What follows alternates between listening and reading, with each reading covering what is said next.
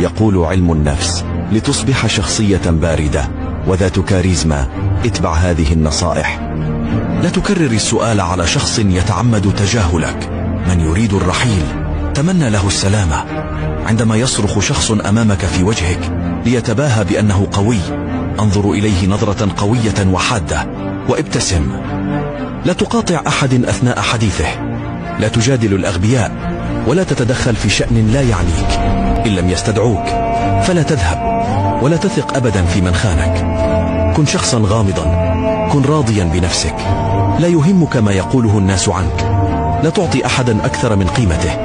تعلم باستمرار وتجنب مقارنة نفسك مع الآخرين. لا تصدق من يتأخر عن الرد على رسائلك بحجة أنه كان مشغولا. لا تراسل شخصا مجددا بعدما تجاهل رسالتك. لا تعطي أحد أكثر من قيمته. عملك وتطوير ذاتك أولوية مطلقة.